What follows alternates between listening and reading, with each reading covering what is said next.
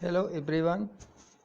Last video में मैंने minimisation of DFA के बारे में डिस्कस किया था और आज कुछ टॉपिक्स और इस वीडियो में डिस्कस करूंगा।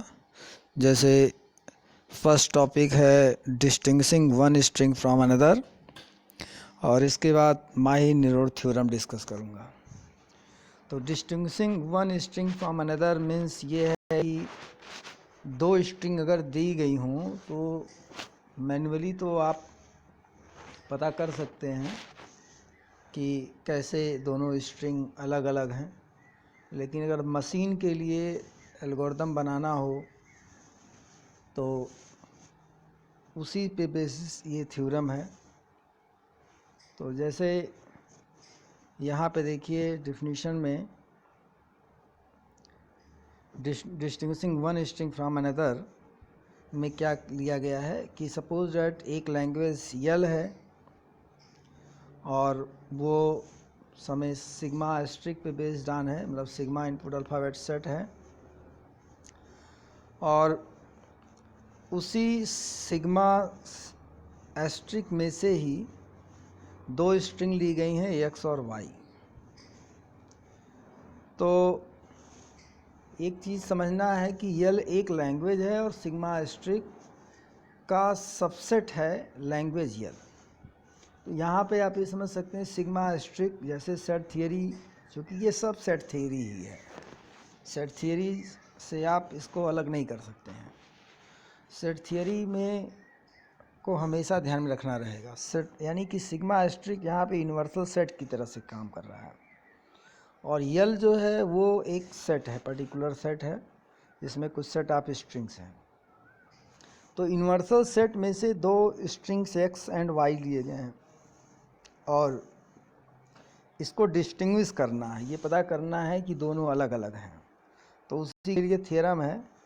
तो ये एक्स और वाई तभी डिस्टिंग्विशेबल होंगे, अरे ध्यान रखिए, विथ रिस्पेक्ट टू लैंग्वेज यल लिखा गया है, मतलब लैंग्वेज यल की सहायता से आप करेंगे।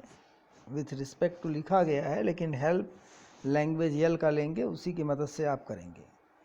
तो एक्स वाई दो स्ट्रिंग सिग्मा एस्ट्रिक के अंदर है और if there is a string z another string फिर सिग्मा एस्ट्रिक के अंदर से ले जानी है, मतलब तीन के तीनों स्ट्रिंग इसी यूनिवर्सल सेट से लिए जा रहे हैं और अंतर किसके बीच में करना है, एक्स और वाई के बीच में, कि दोनों अलग अलग हैं कि नहीं है। ऐसा तो नहीं दोनों एक ही स्ट्रिंग हो, दोनों अलग अलग हमें पता करना, अलग या डिस्टिंग्विशेबल हैं कि नहीं है, डिस्टिंग्विश कर सकते हैं नहीं कर सकते हैं, उसके बारे में है।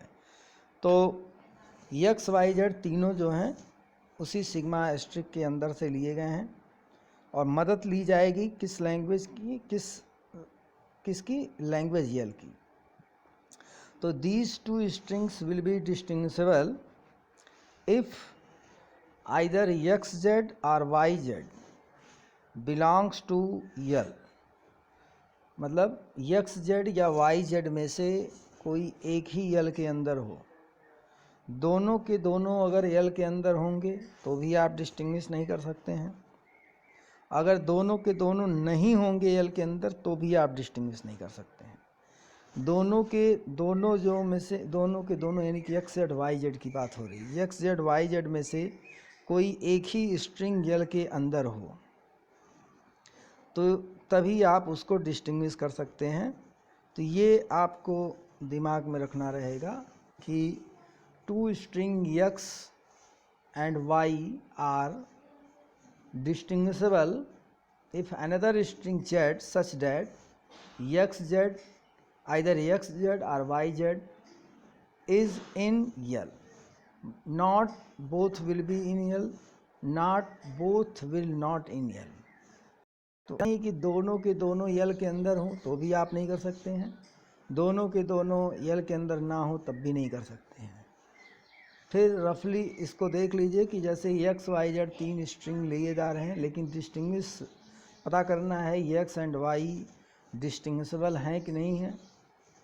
तो x and y will be distinguishable with respect to language L, where L is language over alphabet set summation symbol या sigma, If x z and y z both will be in L, then we cannot distinguish.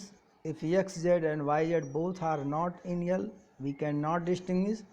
If one of x z or y z is in L, then we can distinguish. बहुत सीधा सा है ये, कोई बहुत बड़ी बात नहीं है. अब एग्जाम्पल के तौर पे जैसे देखिए यहाँ पे एक एग्जाम्पल लिया गया है और उस एग्जाम्पल में देखिए क्या है कि we may say that x and y are distinguishable with respect to, यहाँ पे देखना है हमें, if there is no such string z we may say that x and y are indistinguishable. मतलब डिस्टिंग्विशेबल की बात कर रहा है कि नहीं कर सकते हैं. अगर ऐसा कोई जेड है ही नहीं, ऐसी कोई स्ट्रिंग जेड है ही नहीं कि जो ये कर सके कि भाई एक्स जेड लैंग्वेज के अंदर है, एल के अंदर है, वाई जेड नहीं है, या एक्स जेड नहीं है वाई जेड है.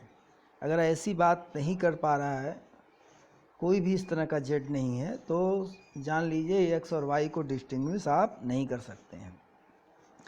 इन other words, if for every z both x Z and Y z have the same status, either both are in L or both are not in L.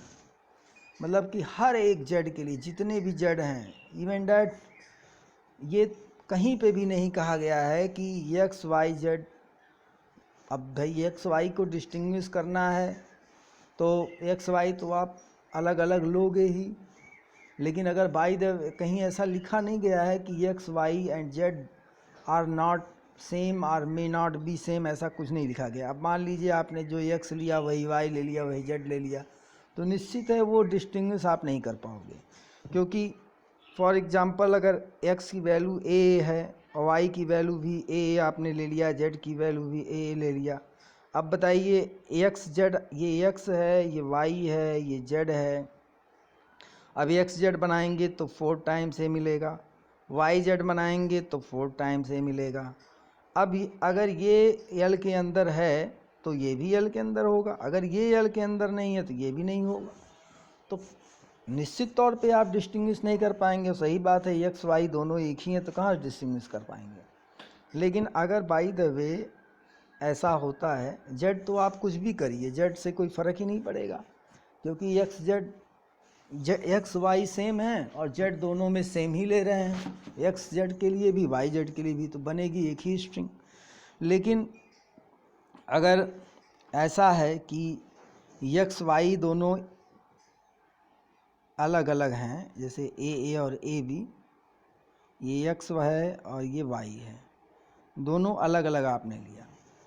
अब पता चला कि आपने Z की value ले ली B, ये Z है, तो एक्स जेड क्या बनेगा? एक्स जेड बनेगा ए बी और वाई बनेगा आपका ए बी बी. अब पता चला कि यहाँ पे दोनों स्ट्रिंग तो अलग अलग हैं, एक्स जेड भी अलग है, वाई जेड भी अलग है, लेकिन पता चला कि एक्स जेड जो ए बी बना है और वाई जेड जो ए बी बना है वो दोनों के दोनों एल के अंदर हैं. तब ये जेड फेल हो गया. अब आप जेड चेंज करोगे, कुछ और लोगे, पता चला उस पर भी फेल हो गया. दोनों के दोनों एल के अंदर हैं या दोनों के दोनों एल के अंदर ना हो. अब जैसे अगर मान लीजिए एल आपका यही हो, समेसन एस्ट्रिक, और समेसन इज इक्वल टू या sigma is equal to A B दे रखा है, तो अब आप बताइए कि जब ये यल ही समेसन एस्ट्रिक है, मतलब यूनिवर्सल सेट के बराबर है, तो कोई भी स्ट्रिंग बनाएंगे वो दोनों के दोनों ही यल के अंदर होंगे. डेफिनेटली 100% श्योर है, कोई इसमें प्रश्न ही नहीं उठता है कि ना यल के अंदर हो. तब आप उस सिचुएशन में एक्स और वाई को डिस्टिंग्विश नहीं कर पाएंगे. लेकिन अगर बाय द वे आपका यल इस तरह का हो कि उसके अंदर इन दोनों में से कोई एक ही स्ट्रिंग हो, तो निश्चित तौर पे एक्स वाई को आप डिस्टिंग्विश कर लोगे कि दोनों अलग अलग स्ट्रिंग हैं. तो ये सब पे डिपेंड करता है। यह मतलब सब पे कहने का मतलब है कि लैंग्वेज, जिस लैंग्वेज की आप मदद ले रहे हैं उस पे डिपेंड करता है। जेड, आप बहुत सारी वैल्यू जेड की आपके पास उपलब्ध है, क्योंकि जेड आपको समेशन एस्ट्रिक के अंदर से पिक करना है। अब समेशन एस्ट्रिक लिख दिया गया तो मतलब इनफाइनाइट स्ट्रिंग्स हैं आपके पास, अनंत। क्योंकि समेशन एस्ट्रिक लिखने का मतलब है कि अगर समेशन इक्वल टू ए और बी है तो ए बी से बनने वाली कोई भी स्ट्रिंग आप जेड की वैल्यू ले सकते हो। लिमिटेड केवल यल होता है। अब यल के अंदर आप अगर कुछ कंडीशन लगाओगे कि भाई जैसे सपोज डैट यल ऐसा है कि over L is language over alphabet A B in which all the string ending in A, तो हर एक लेटर, हर एक स्ट्रिंग का लास्ट कैरेक्टर ए है, तो ये लिमिटेड हो गया, लिमिटेशन यहाँ पे हो गया। तो उस सिचुएशन में आप कुछ कर सकते हो, कुछ सिचुएशन में आप कर सकते हैं, क्योंकि लिमिटेशन है थोड़ा बहुत। तो हो सकता है कि कोई ऐसी स्ट्रिंग बन जाए जो एक उसमें यल के अंदर हो, एक यल के अंदर ना हो, तो इस या कुछ और कंडीशन लगा के लैंग्वेज बना दीजिए। तो मेन चीज़ ये है कि रफली आप ऐसे समझिए कि जैसे ये एग्जाम्पल लिया गया है कि the string 01011 and 100 are distinguishable with respect to L because for z is equal to 0, मतलब जेड ए की एक्स की वैल्यू 01011 ली गई है, वाई की वैल्यू 100 ली गई है और जेड की वैल्यू सिर्फ सिंगल 0 ली गई है। अब इसमें कह रहा है कि लैंग्वेज हमारा कैसा है कि उसका लास्ट दो कैरेक्टर 10 है, 01 अल्फ़ाबेट पे ही है लेकिन लास्ट के दो कैरेक्टर 10 हैं। तो अब आप देखिए, जब आप इस जीरो को इसके सामने लगाओगे, एक्स जेड वाई जेड लिखोगे, मतलब ये एक्स जेड अब हो गया और ये वाई जेड हो गया, तो निश्चित तौर पे ये वाली लैंग्वेज जो है, ये वाली स्ट्रिंग यल के अंदर होगी और ये वाली यल के अंदर नहीं होगी, क्योंकि इसमें लास्ट दो कैरेक्टर 10 हैं। ठीक है, तो इस तरीके से हम डिस्टिंग्विशेबल बता सकते हैं कि which are two strings are distinguishable and which are two strings are not distinguishable, ये बातें हम बता सकते हैं। तो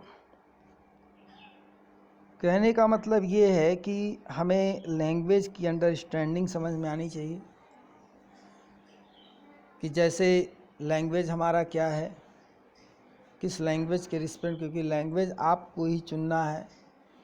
आपको केवल समेशन एस्ट्रिक दे दिया है, समेशन सिंबल दे दिया है, उसमें से कोई भी दो स्ट्रिंग लेके इवन तीसरी स्ट्रिंग जेड भी उसी के अंदर से लेनी, ये अंडरस्टैंडिंग होनी चाहिए दिमाग के अंदर। कन्फ्यूज़न हो जाता है कि एक्स जेड किस में से है, कहीं कन्फ्यूज होके आप एक्स वाई जेड तीनों में से किसी एक को यल के अंदर से लेते हो, तो क्योंकि ध्यान सारा यल पे रहेगा तो वहाँ कन्फ्यूजन हो सकता है। लेकिन आप ये ध्यान में रखिए कि एक्स वाई और जेड तीन के तीनों, एक्स वाई जिसको डिस्टिंग्विश चेक करना है कि डिस्टिंग्विशेबल है कि नहीं है, वो भी यल के अंदर से सिग्मा एस्ट्रिक के अंदर से लेना है और जेड भी उसी के अंदर से लेना है। केवल रेफरेंस के लिए यल यूज होता है कि when we form X Z and Y Z, then we will check that x Z belongs to L और Y Z belongs to L, या बोथ बिलोंग्स टू यल और both not belongs to L. तीन situation हो सकते हैं। अगर first situation आता है या सेकंड सिचुएशन आता है कि X Z belongs to L, Y Z does not belongs to L, या और X Z does not L, इन दोनों सिचुएशन में एक्स वाई को डिस्टिंग्विश कर सकते हैं। लेकिन अगर ये सिचुएशन आया कि X neither X Z nor Y Z belongs to L और both x Z and Y Z belongs to L, इन दोनों सिचुएशन में आप डिस्टिंग्विश नहीं कर सकते हैं। उम्मीद करता हूँ कि आप लोगों को ये समझ में आ गया होगा और उसी पे बेस्ड ये शॉर्ट नोट्स पूछा जाता है एग्ज़ाम में। तो ऊपर वाला ही पोर्शन ये इम्पोर्टेंट है आप लोगों के लिए, बाकी एडिशनल कुछ और भी चीज़ें दी गई हैं, उसको मैं ऐसे रिव्यू कर दे रहा हूँ कि जैसे ये एक थियरम है, लेमा है कि suppose that L is subset of summation asterisk, उसमें सपोज क्या करना रहेगा ही रहेगा, सबसेट ही रहेगा उसी का। यम is this and f a recognizing L if x y are two string in summation asterisk for which delta asterisk q0 x is equal to delta asterisk q0 y। अब ये समझिए डेल्टा asterisk क्यों लिखा गया है। जब आप कई स्ट्रिंग को रिकॉग्नाइज करते हैं डेल्टा लिखकर, तो उसमें चूँकि एक एक करेक्टर होता है प्रोसेस, तो बहुत सारे ट्रांजिशन रूल लगते हैं, कई ट्रांजिशन मिला के बोर्ड लिखा गया है, सारे ट्रांजिशन जितने कि जैसे सपोज डैट कि डेल्टा q0x आपने लिखा और यहाँ पे एस्ट्रिक लगाया, तो ये चूँकि ये स्ट्रिंग है, अब मान लीजिए इसकी वैल्यू a है, तो डेल्टा q0 पहले प्रोसेस होगा a, देन मान लीजिए इसका आउटकम q1 आता है, तो डेल्टा q1 b, अब मान लीजिए इसका आउटकम q2 आता है, then q2b is equal to, अब मान लीजिए इसका आउटकम q3 आता है, a b है, सॉरी, तो a यहाँ भी लिख देते हैं। तो फाइनली इसका जो मल्टीपल स्टेप हैं, इसके अंदर कई स्टेप्स हैं, उस सारे स्टेप्स को इंक्लूड करते हुए ये तीन चीज़ें आ रही हैं, ये तीनों मिलाकर वो लिखा गया है कि अगर more than one step path होती है, स्ट्रिंग प्रोसेस करेंगे तो स्ट्रिंग जब भी आप कंसीडर करेंगे तो वो सिंगल लेंथ की भी हो सकती है, जीरो लेंथ की भी हो सकती है, और मोर देन वन लेंथ की भी हो सकती है। अब मोर देन वन लेंथ की होगी तो निश्चित है कई स्टेप्स में होगा, तो all the step includes delta string.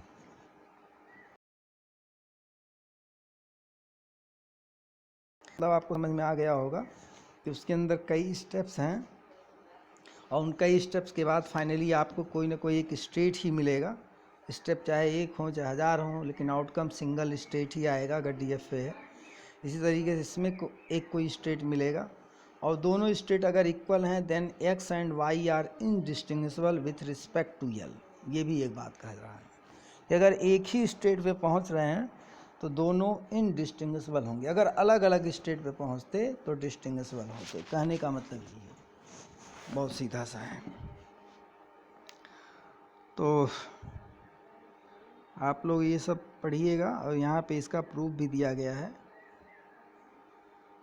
तो इसको भी देख लीजिएगा। इसमें देखिए लिखा क्या गया है कि delta z be any string in summation asterisk and consider the two strings x Z and Y z. भाई जेड को जब कॉन्केनेट करेंगे एक्स के साथ तो एक्स जेड, वाई के साथ करेंगे तो वाई जेड, तो x z is equal to, पहले एक्स को ब्रेक करके अलग से कर लिया, उसका आउटकम कुछ रिजल्ट आया होगा स्टेट, फिर वो स्टेट जो है जेड को प्रोसेस करेगा, उस स्टेट से शुरू करके जेड को प्रोसेस करेगा, तो कोई एक स्टेट मिलेगा। ऐसे वाई जेड के साथ भी है, and therefore for our assumption delta asterisk q0 xz and delta asterisk q0 yz, since m is assumed to recognize L, these two strings are either both in L or both not in L, therefore x and y are indistinguishable। अगर वो दोनों x Z और Y Z recognise हो रहे हैं तो नहीं होगा, क्योंकि वो किसी न किसी एक फाइनल स्टेट पे पहुंचेंगे, तो इसी के नाते वो इनडिस्टिंग्विशेबल है। एजम्पशंस ही हमारा ऐसा है। इसी तरीके से ये भी थियरम है कि सपोज दैट यल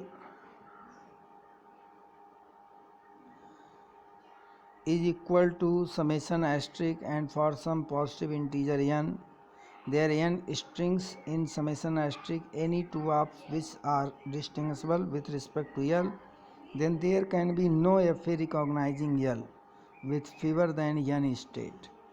तो यहाँ पे बोला गया है कि एक n पॉजिटिव इंटीजर है और there are n strings in summation asterisk, मतलब स्ट्रिंग भी संख्या जो है वो n है, any two of which are distinguishable with respect to l, then there can be no FA recognizing L with fewer than n states, क्योंकि हर एक character के अंदर, हर एक स्ट्रिंग के अंदर कुछ नंबर ऑफ कैरेक्टर होते हैं और ये आगे चल के आप लोग पढ़ेंगे भी पंपिंग लेमा में।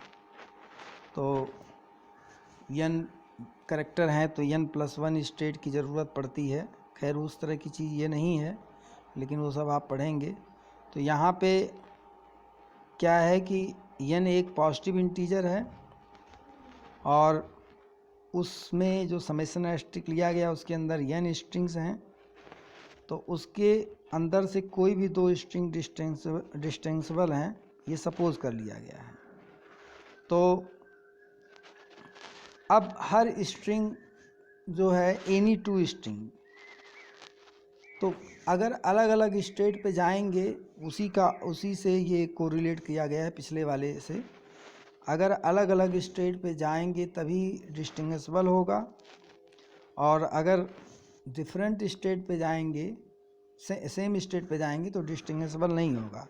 इसी वजह से n स्ट्रिंग्स लिया गया है, तो n अलग अलग स्टेट की बात भी कर रहा है।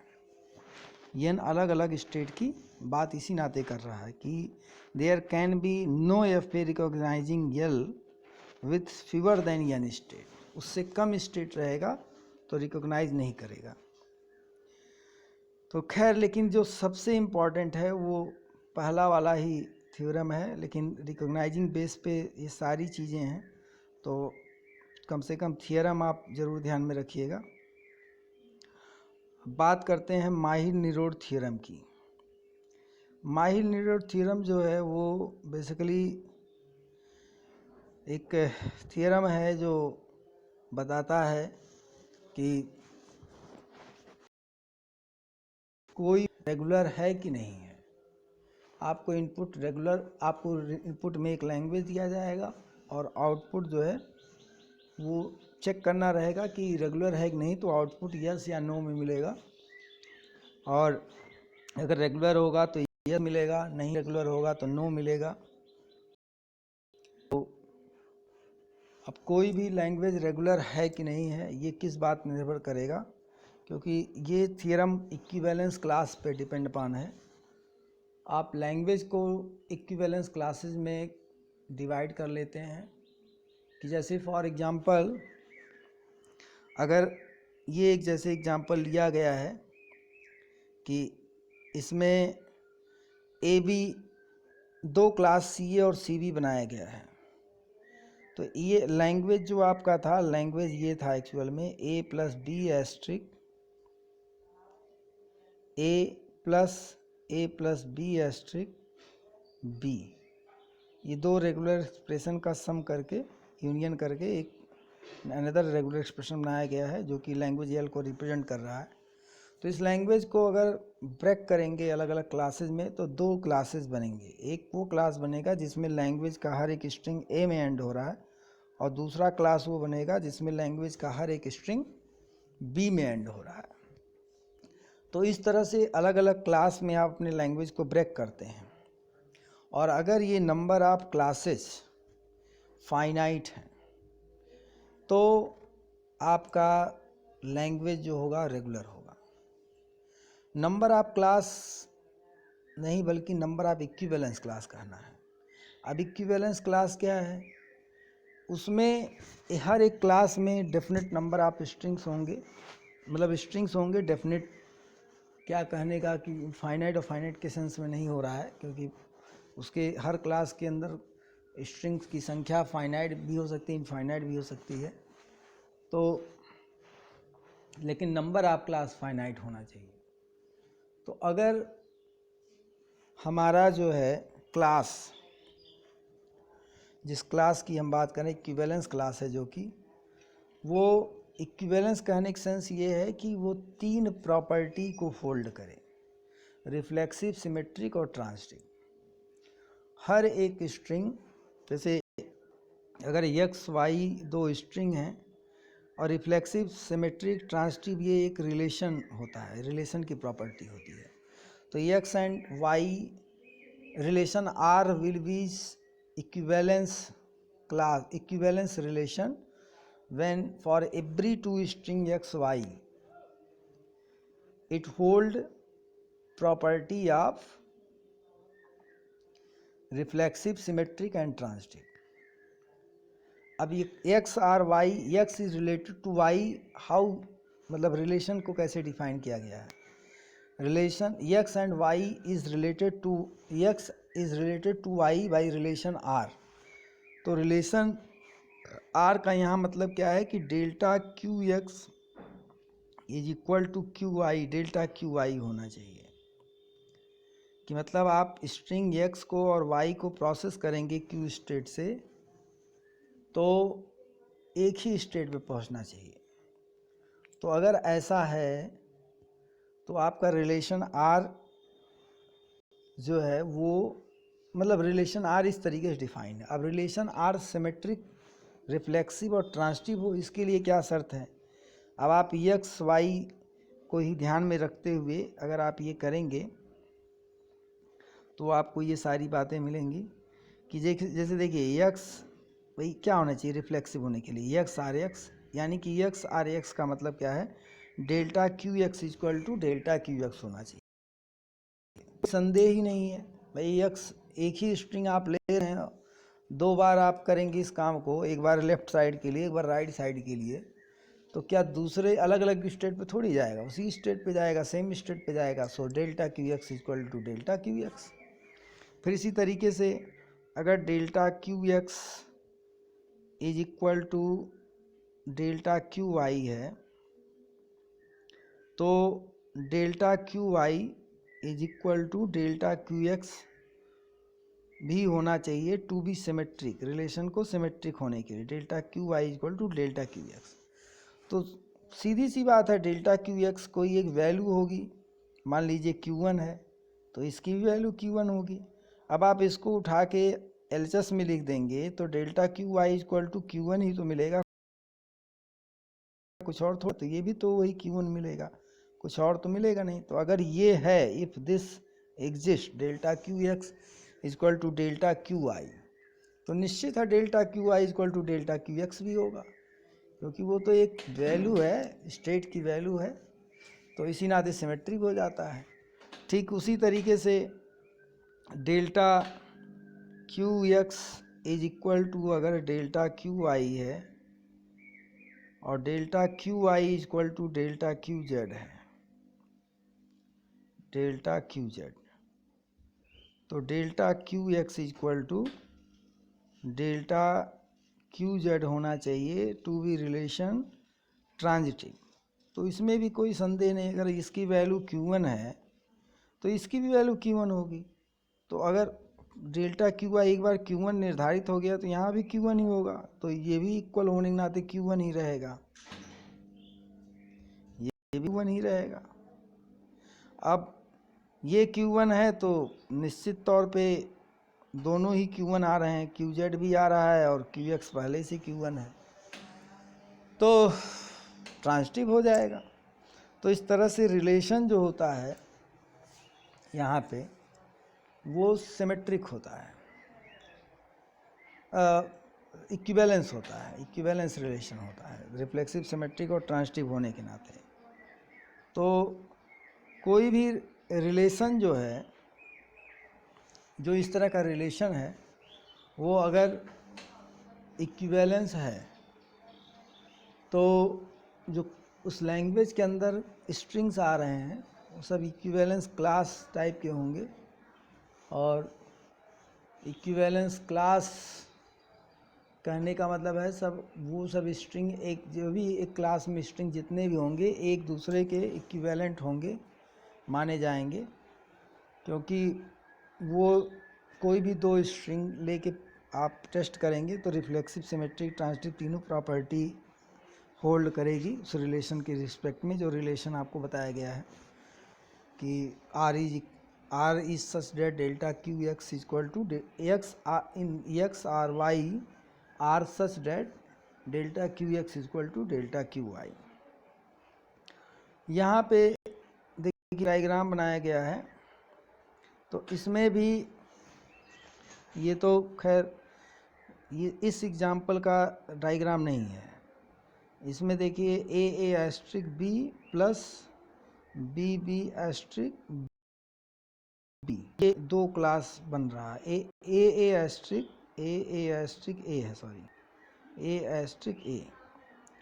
तो दो क्लास बन रहे हैं, एक में सिर्फ ए है और एक में सिर्फ बी है, दो अलग अलग क्लास बन रहे हैं। तो ये जो चीज़ है, क्लास अपने लैंग्वेज को अगर क्लासिफाइड कर सकते हैं और हर क्लास इक्विवेलेंस क्लास हो और number of equivalence classes finite हो, तो गिवन लैंग्वेज हमारा क्या होता है, रेगुलर लैंग्वेज होता है। उसी चीज़ को यहाँ समझा है कि माइनर थ्योरम को, कि number of classes in given language L is finite. If number of classes in given language is finite, then language L is regular, otherwise not regular. तो और उसी को दो अलग अलग पॉइंट में समझाया गया है, पढ़ लीजिएगा आप लोग इस सब चीज़ों को। Thank you.